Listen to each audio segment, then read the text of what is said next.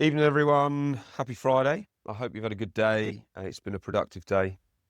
It's been a great week for us at ForgeSmart. I'm so happy that the pricing program is up, running and live. And for some of the people that have already got really stuck into the pricing program, we've had some great feedback, which, thank you for that, guys. Really appreciate it.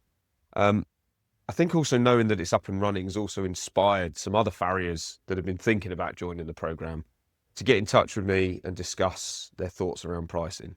Now, I just want to stress to you all that this is such a unique opportunity for you as an individual, for your business, and for the profession to really get some meaningful change in the pricing and the value of farriery, really. Please don't miss it. So this week, someone got in touch with me concerned that if they do put their prices up, they will lose out to cheaper farriers in the area. Now, I get that. I really do. And it's a fear that so many of us have had, myself included, in the past.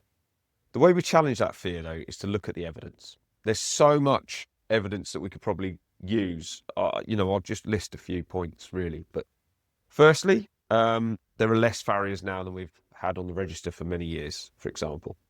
So if you put your prices up, yes, you might lose a few customers to the cheaper farriers, but there's not that many of them, and there's only so much work they can do. And I bet, and this is the biggest point, I bet you, because they're rushing around trying to shoe so many horses, they cannot compete with you on your service level.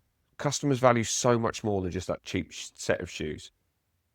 Another piece of evidence is if you're already more expensive than them, that is your evidence. Customers are still using you, even though they've got the choice of that cheaper farrier around. So look at that evidence. It's meaningful. The next piece of evidence I'd probably ask you for, really, is what happened previously when you raised your prices. I presume you're still working, you're still busy, and you didn't lose all your own work. So, in fact, probably any.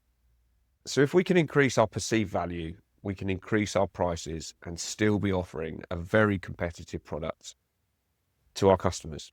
Now, probably the last piece of evidence I want to offer to this one is the maths.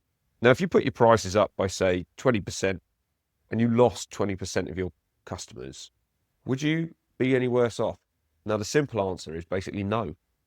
So you might be doing a little bit less work, but you are bringing in the same amount of money, and you're also reducing your variable costs in materials used, miles driven, etc. So I would bet also that you wouldn't lose 20%, even to some seriously cheap farriers in your area, simply because they're going to be promising the world and they're not going to be able to deliver it. Anyway, I hope you've had a great week. Look forward to the weekend. My weekend message to you, I think, really is to back yourselves as farriers.